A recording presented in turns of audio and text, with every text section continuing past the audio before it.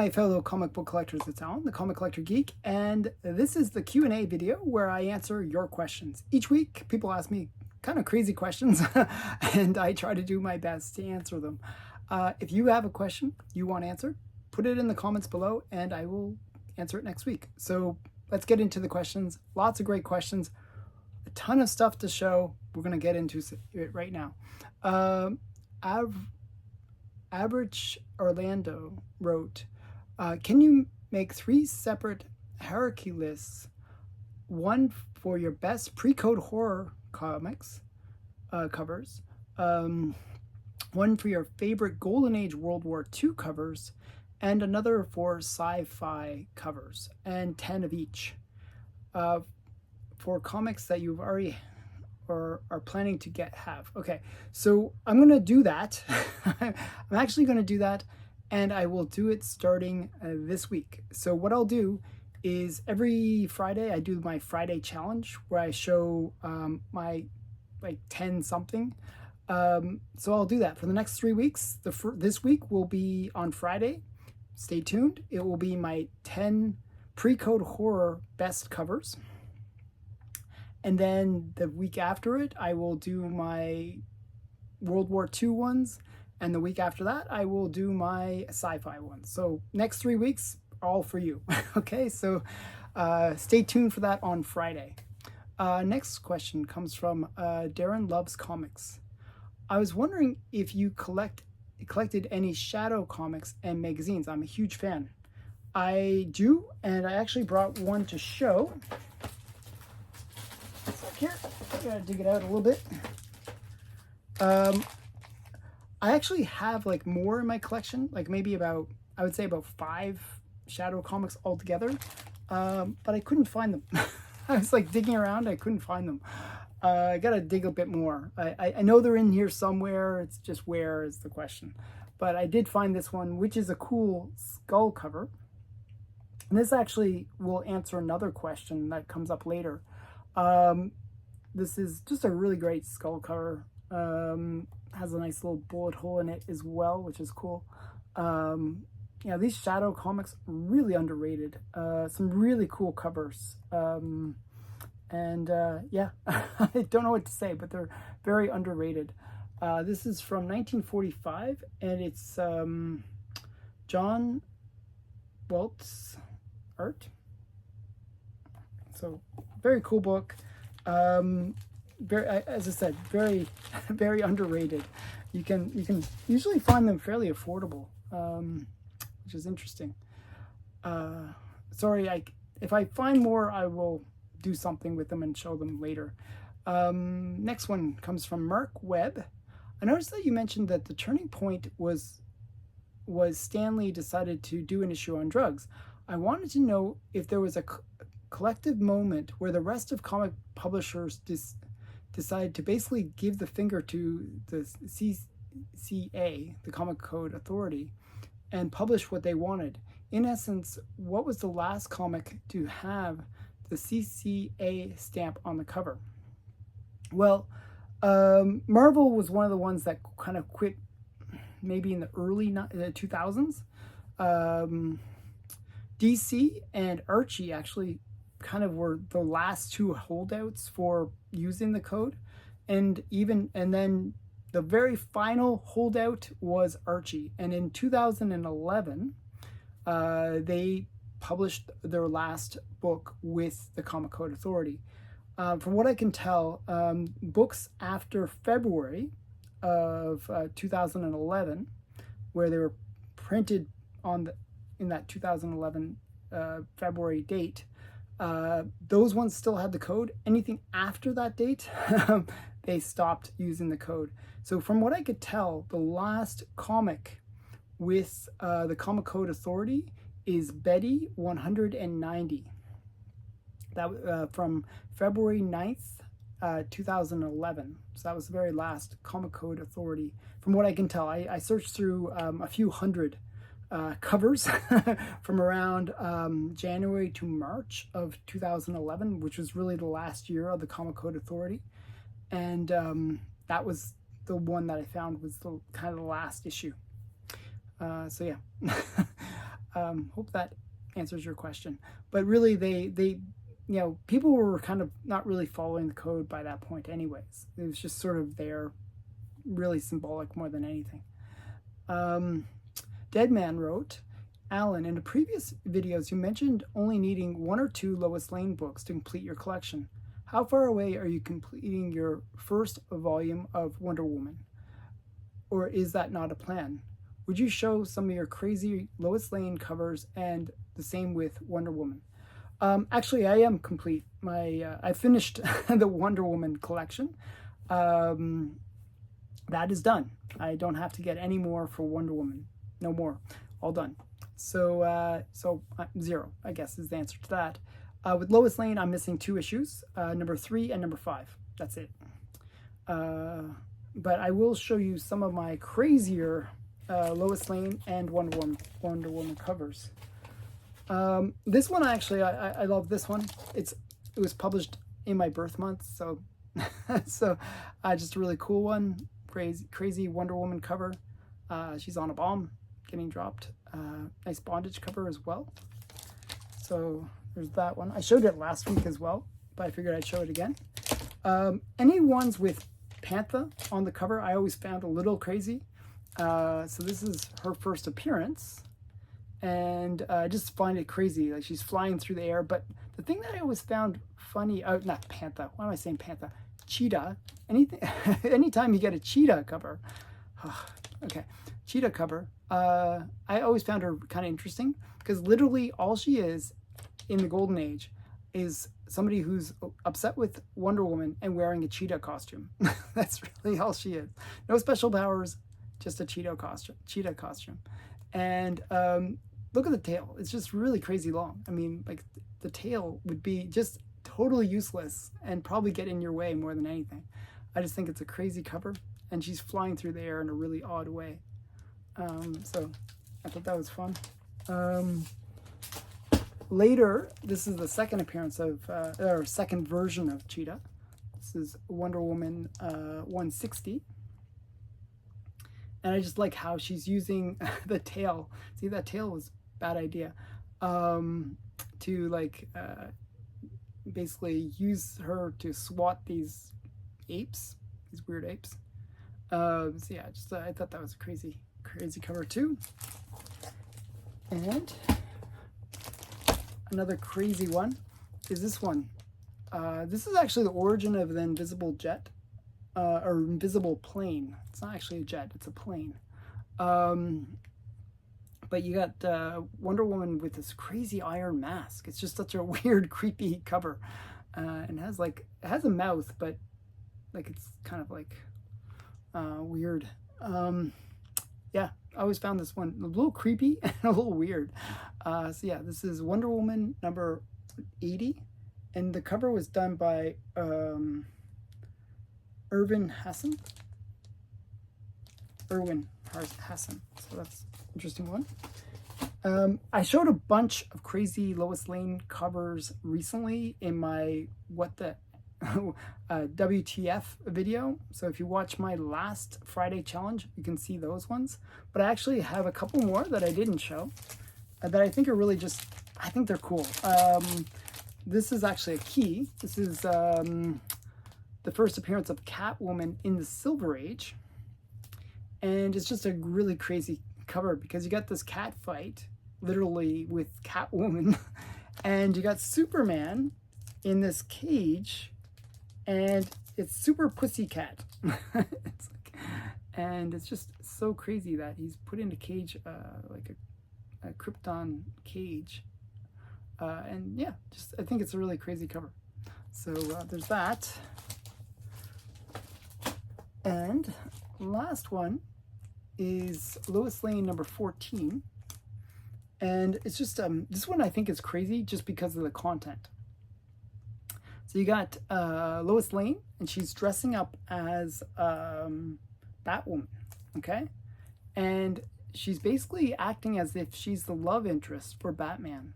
And you got Superman coming in through the window. Nobody uses doors.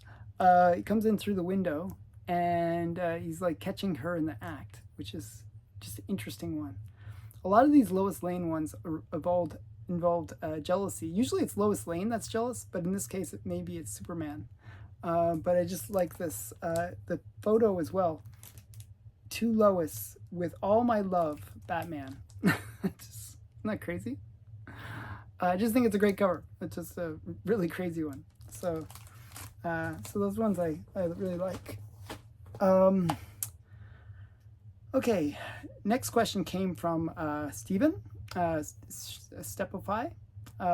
Stephen wrote, how many companies produce Paul Terry's Mighty Mouse? I know you're a lucky guy and have Mighty Mouse first appearance. How many issues did each company produce? Lastly, how many issues of Mighty Mouse are there from all sources? Okay, so Mighty Mouse is, I was surprised by this one, and I'm not going to tell you the number of issues per company because you'll realize why in a second. There was 210 different issues produced by 20 different publishers. Okay, I'm going to tell you all the different publishers though. So we got Ottenheimer Publishing. The big one was St. John, actually. The next one is St. John. St. John was the one that really, created Mighty Mouse, and was the one that is most associated. And here's Mighty Mouse #1, actually. Mighty Mouse, Paul Terry's Mighty Mouse #1. And this actually was only a one-shot. They changed the title. So this is Mighty Mouse Adventures. And it just became Mighty Mouse in issue #2. So St. John was the big publisher for Mighty Mouse. And then then other publishers included Whitman, Dell, Gold Key, Peter Pan Records, Marvel, Dynamite, Antarctic Press, Toby Press, Timely, Edicino, Recatavas? I don't know how to pronounce it. Some Spanish one. Magazine. Oh, wait, I can't even read my own writing. Jeez, that's horrible. Magazines. Oh, Magazines Management Co. Okay, wow, my handwriting is terrible. I am the son of a doctor, so 2 doctors actually. And then we got Spotlight Comics, World International Publishing, Roshnock Publishing, and then Blood Moon Publishing, and then we got Treasure Books Incorporated, and Pines Comics, and Malibu. So a whole bunch of different publishers did Mighty Mouse. As I said, 20 different publishers and 210 different issues that have Mighty Mouse content. So pretty crazy one. I didn't realize it was that varied in terms of the number of different publishers that produced Mighty Mouse. Next question comes from I Am Benji. My question is, have you seen the comic titled Kato with a large face of a man with a sailor's cap on it? No, I actually looked up Kato. I do actually have the Kato run that was produced by Dynamite, which is sort of this female Kato. But, and Kato meaning the Green Hornet Kato. But I don't know the one that you're referring to. I actually looked through all the Kato covers just to find out what it was, but I couldn't find any with a sailor cap on it. So I'm not sure. Maybe the spelling's different, but Kato, is that right? Tell me in the comments if that was right. I couldn't find it though. JSS Brooklyn wrote, do you have any Flash comics in your collection? And if so, please share. Thank you. Great content and insight as always. Okay, so I'm going to show you a whole bunch of Flash comics. I brought a bunch.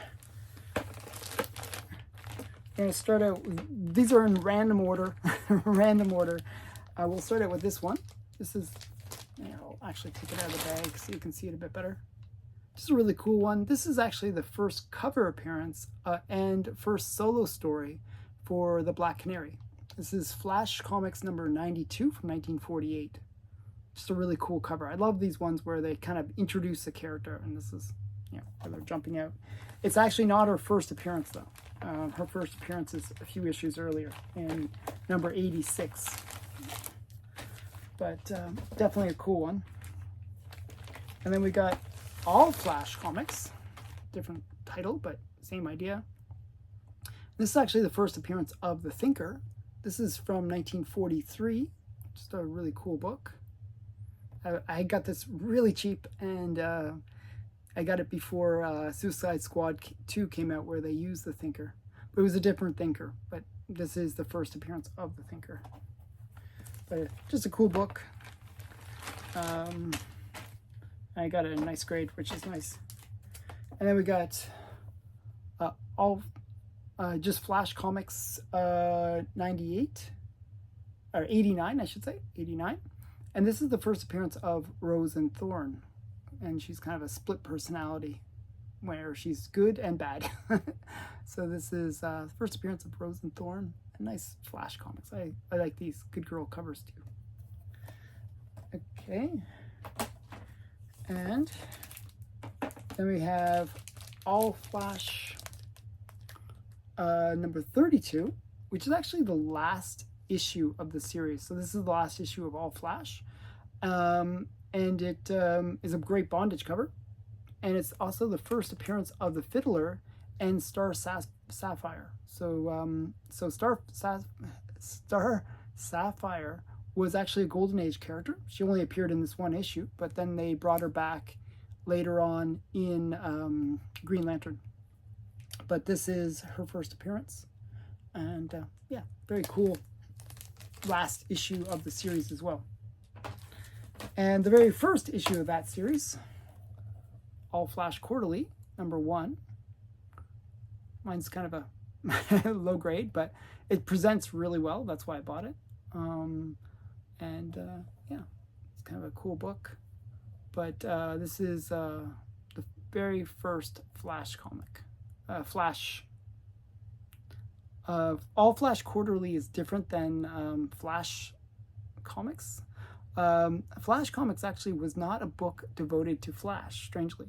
It actually was devoted to both Hawkman and the Flash.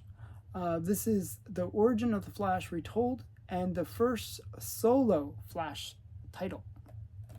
So, little extra information on that one. And so those are all Golden Age, but I figured I'll show one Silver Age and might not show the best.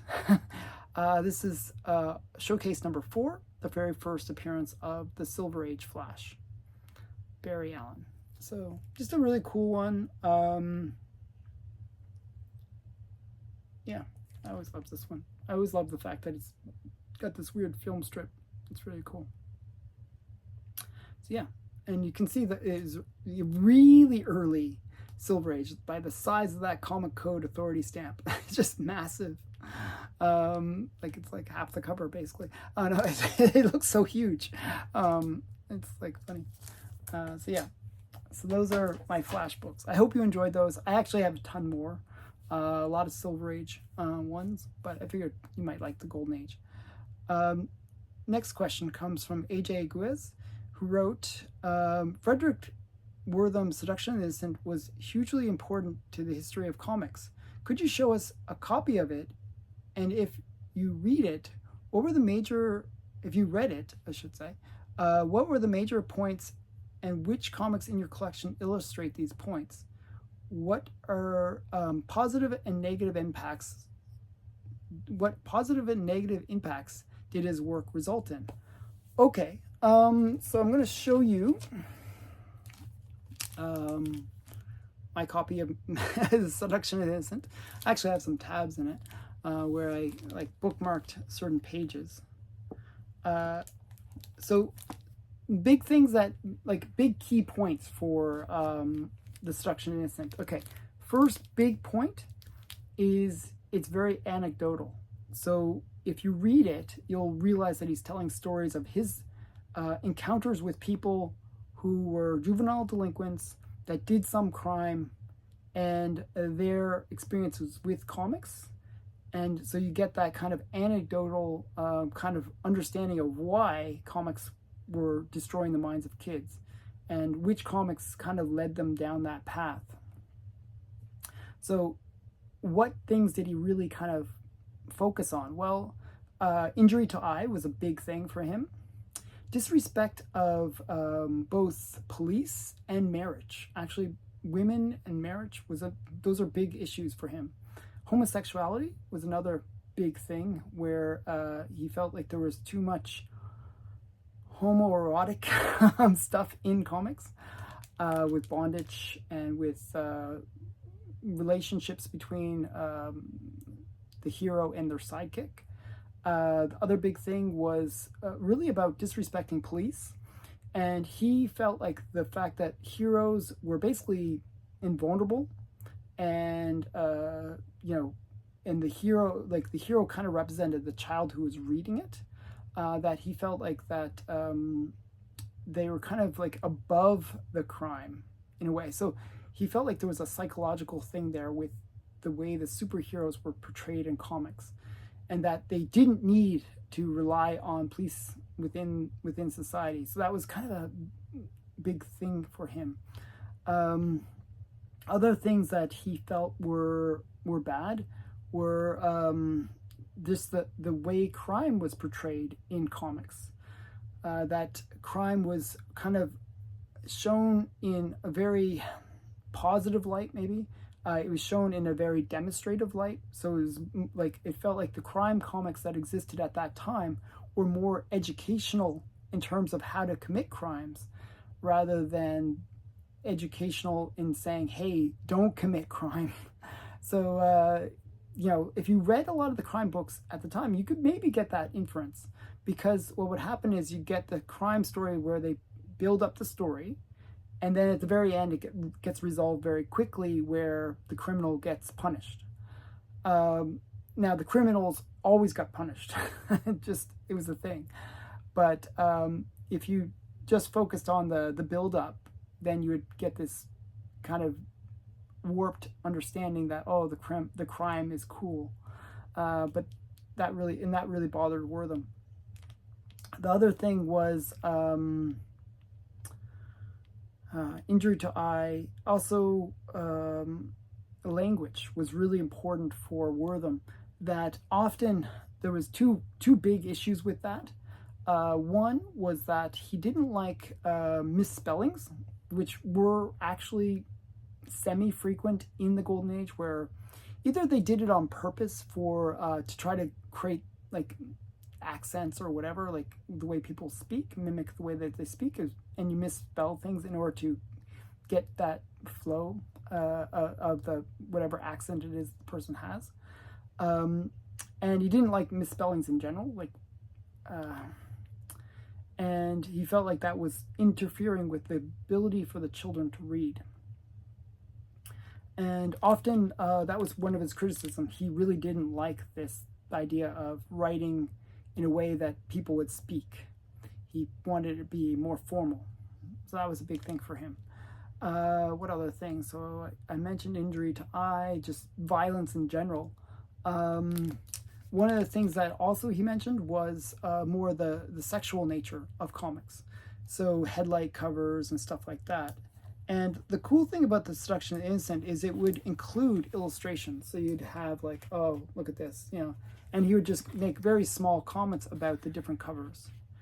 Or sometimes he would show the interiors, and like this one, for example, where they were actually illustrating where to injure people and how to injure people. And, just the brutality of it all. He really didn't like, and didn't think it was appropriate for kids. You got like bondage, and this is the one where he's basically going to torture this woman with a hot poker. Just some really crazy stuff. Other things were kind of sadomasochism, like bloodletting or torture. He really didn't like that. This one is actually an interesting one right here. This panel is from, I think it's from, what's it called? It's like a DC book. It's actually the prototype for Gorilla Grodd. But basically, what it was this Something Amazing Adventures, something like that, or something Adventures. But basically, it was like these are two cops, and this is a very disrespectful thing where the cops are shown as being kind of unable to perform their duty very well. He really didn't like that. He felt like it was very disrespectful to police. And then you got example of the headlight cover, Phantom Lady. I actually have it up there. I'm not sure if you can see it. I'll angle it. Maybe you can see it way up top. I don't know if you can see it even when I did that. But so those are some examples. Now, what are the positive and negatives that came out of this? It's really hard to say. I mean, he really did destroy comics. It's hard to say that was really one of the major negative things. Like, you went from having a very wide variety of comic publishers producing good, like really good stuff, like for a variety of audiences. You know, some of it was violent, some of it was over the top, but there was also, like, you know, books that were designed for girls, little girls and little boys, and you could see like that wide variety of different material. And that was interesting thing about the Golden Age, that it was very diverse in terms of the type of books that were available. Now, what did that, when the Seduction of Innocent came out and it kind of killed the comics, well, what you had is comics in the Silver Age were much more narrow focused, much more about superheroes rather than the diversity that you saw in the Golden Age. And there's good things and bad things about that, because a lot of these characters that came out in the Silver Age, they really focused on building those story arcs for the characters and developing the characters more than they did in the Golden Age.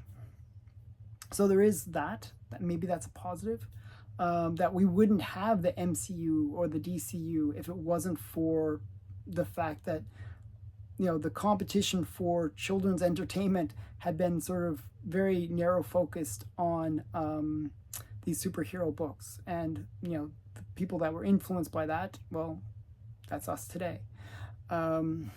So good things, bad things, maybe.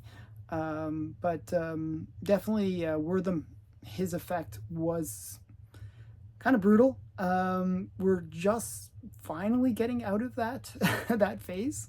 As I said in the previous question, where the very last Comic Code Authority book was from 2011. That's not that long ago. You can see, and it's really now they're trying to get their feel again about what they can publish and, you know, what they can, you know, where they can go with comics. You know, it might take several years before comics get back to that Golden Age level of quality in terms of, or quantity and diversity of stories. So that's my opinion about that. Next question comes from Matt, likes comics. Do you have a favorite storyline, more than one issue for a story? So I'm a big Uncle Scrooge fan, and I was actually thinking about what was my favorite storyline. I was almost gonna say the Dark Knight. There's like a series. What's it called? It's the one which starts with the breaking of Batman's back and going throughout. I really love that storyline. But actually, a more recent storyline that I read was this one. This is Walt Disney's Uncle Scrooge, number 296, and I think it's like 10 or 11 parts to it. It's a very interesting origin story for Uncle Scrooge. You get to see how he became from this really poor background all the way up to making his millions of dollars and or billions of dollars, or quadrillion, trillion dollars, you know, some crazy number. But it's really interesting. You get to see, it's almost like, kind of reminds me of Forrest Gump, strangely, because, you know, Forrest Gump is always at those key moments in history. Well, in this, it's like Uncle Scrooge is in those key moments of history, but you really get to a sense of that history. And I really like historical things, and this was a really good story, a great storyline. So Uncle Scrooge, number 296, but it's actually like a bunch of books within the series. These ones have been banned because there was one that features a black slave, and for that it was actually a black zombie slave, if that makes any better. But Bromby. But the fact that they didn't like the racial stereotype, it's not really that bad. They kind of overreacting, but they basically stopped the publishing of this series. But it is a great series, highly underrated, because it is so great. Okay, next question. What are your favorite undervalued books from the Golden Age? I'm actually going to give you an example of one that I think is just highly undervalued. Like I actually really like pre-code horror covers and comics. And ones that weren't pre-code horror, but actually had a lot of really cool covers, I think are also kind of underrated. So for example, this book, this is Captain Marvel 115, and it's the eye popper cover. It's just a crazy cover, really great book, but not that expensive. And it's still actually reasonably rare. So it should be worth a lot more based on its relative rareness, but also based on the coolness of the cover. It's just one of these extreme covers. Now, if this was some other title like Black Cat or whatever, probably thousands and thousands of dollars. But as it is, it's hundreds of dollars. So not only this issue though, but Captain Marvel Jr. and Captain Marvel Adventures, and a lot of those ones, very underrated and very affordable. Now, the Captain Marvel Adventures was mass produced. It was actually one of the most produced comics of the Golden Age, so you kind of expect it to be a bit affordable. So that's one of the titles I would say. But another title that is interesting, I think it's highly undervalued, and you can pick these books up for $5 to $10, that kind of undervalued level, is Classic Children's Illustrated, I think is the title, and it features L.B. Cole artwork covers, which is interesting because L.B. Cole covers are generally very highly sought after and very, very expensive, but these ones are pretty affordable. For the most part, they were mass produced as well, so they are a little bit more attainable, but you can pick them up for very affordable amounts. But you have to be careful, not all are L.B. Cole covers. So what you should do is, if I'd recommend look them up to make sure it is an L.B. Cole cover, but the ones in the 40s and 50s, I think it was mainly in the 50s actually, where it was his artwork on the cover. And there's some pretty cool covers that featured his artwork. So I think those ones are very undervalued. Next question. Okay, next page actually. What do I have against, Red Rock Shane wrote, what do you have against Wonder Woman 49? So what happened was, he was responding to last week's video where I showed my favorite Wonder Woman covers. Now, one thing I didn't mention, well, two things that are kind of caveats to which covers I chose. I was choosing covers all by different artists. That was one key thing. Also, I was mainly focusing on showing slabbed comics that I had graded. It was just a little easier for me to show them. But I figured I'd pull out my raw copy of Wonder Woman 49, which is a great cover. And so I have nothing against this book. It was mentioned in Seduction of Innocent. This is one of those ones where, as I said, Wortham didn't like the sort of homosexual references or the suggestions that there could be a homosexual relationship. And this one, Wonder Woman adopts a young girl. He felt like there was a bit of a lesbian relationship between the two. So Wortham his mind. I don't know where it's going. But yeah, this is a great book. Definitely a cool one. Okay, so nothing against it. Next question comes from K Munit. During your September 9th live stream, you mentioned the Ottawa Comic Con didn't have a lot of vendors at the show. Did you feel, though, smaller conventions are becoming the way to go if you're shopping for comics? From what you gathered speaking with the comic vendors, are they optimistic or pessimistic about the future of comic book industry and comic book collecting hobby? Sorry for the long question at this time. As always, thanks for answering my questions. Your insight is very much appreciated. Well, what I meant, there wasn't a lot of comic vendors. Yes, that is true. But there were a lot of vendors. So there was a lot of things. The comic vendors, you know, I feel like they're gradually getting pushed out of the Comic-Con, which is a little weird. But the ones that have stayed were very positive for the most part, and they seem to be doing well. They were getting sales fairly well, and they seem very positive. I think the way that they think about it is these are not the standard comic vendors. Like, you know, if you think about like a flea market or something like that, you might get somebody who's really amateur in terms of the way that they sell books. They might, you know, say, I have a bunch of comics at home, I'm going to sell them, get rid of them. These are seasoned professionals in the comic collecting and retail industry.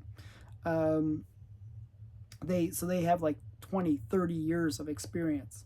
So they've seen the peaks and valleys of the market, where, you know, sometimes the market is up, sometimes it's down. And they were talking about that with me, and I felt like they have that experience where they know that sometimes you got to weather the storm.